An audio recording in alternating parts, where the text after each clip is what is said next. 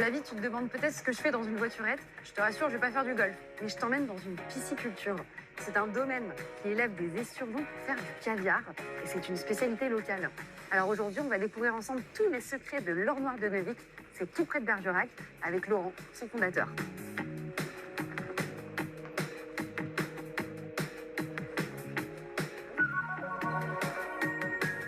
Bonjour Laurent.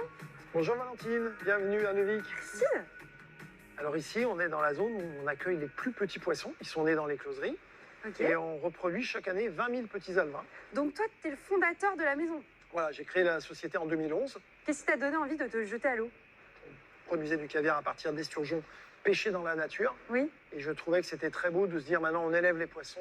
On fait le même produit mais sans dégrader l'environnement. Et c'est un poisson qu'on élève longtemps, 10 ans. Ouais. Et c'est quand même plus intéressant qu'un poisson qu'on garde beaucoup moins longtemps. Et alors, qu'est-ce qui se passe aujourd'hui là? Je vois les pisciculteurs qui s'agitent. Là-bas, ils sont en train de faire l'opération qu'on appelle le grainage. C'est vérifier le caviar dans le ventre des femelles adultes, donc à l'âge de 10 ans. Ok. Ça se fait par échographie. Est-ce que ça t'intéresse de participer à ça? Bah carrément. Allô?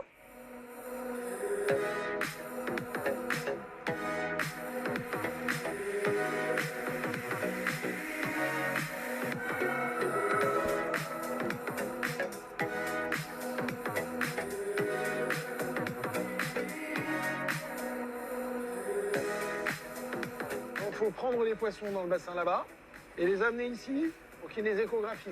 Arrête de bouger! On voit la gonade qui est là, mais on voit que les œufs sont ici, mais ils sont tout petits. Ça en est, mais ils sont Du minuscules. coup, qu'est-ce qu'on en fait de celui-là? Il va dans le tuyau. Allez, c'est parti pour le toboggan! C'est énorme! Voilà, là on a le muscle et dessous on a les grains de caviar. Ouais, plus de 2,5 mm. Donc caviar, ça veut dire que le poisson va dans celui-là, le premier.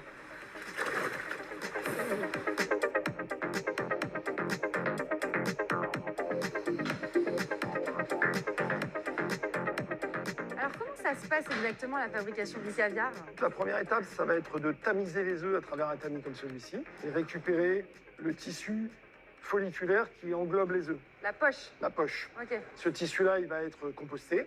Les œufs sont lavés pour enlever toutes les impuretés jusqu'à ce que le caviar soit vraiment propre, avant de l'égoutter et puis de le saler.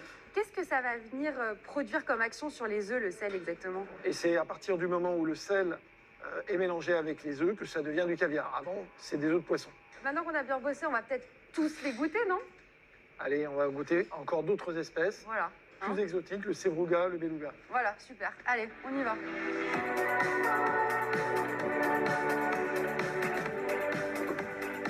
Oh là là là là là là, mais je suis très gâtée. Bien, tu vas pouvoir découvrir déjà des caviars différents. Donc ça, c'est le berry. Berry, c'est ça, exactement, l'esturgeon sibérien. Ensuite, de l'ossiètre, Ouais. Qui est plus gros. qui est plus gros, plus iodé. Et puis, aujourd'hui, exceptionnellement, tu auras du sevruga, qui est un caviar plus petit, plus fort. Et du plus rare. beluga. Ces deux-là sont très rares, le beluga et le sevruga. Et le beluga, surtout, on abat le poisson à l'âge de 20 ans. Ah oui. Ce qui est quand même assez exceptionnel, donc c'est généralement beaucoup plus cher que du caviar. On peut tout goûter. On va tout goûter et on va tout finir. Ah ouais, effectivement, il y a une sacrée profondeur. Hein. Je passe un meilleur moment que tout à l'heure dans le bassin, tu vois. Bon, Flavie, je crois que le caviar n'a plus aucun secret pour toi. Puis j'ai quand même donné de ma personne. Hein. J'ai bien mérité l'apéritif quand même. Mais ce n'est que l'apéro. Il me reste beaucoup d'autres choses à déguster. Allez, bisous!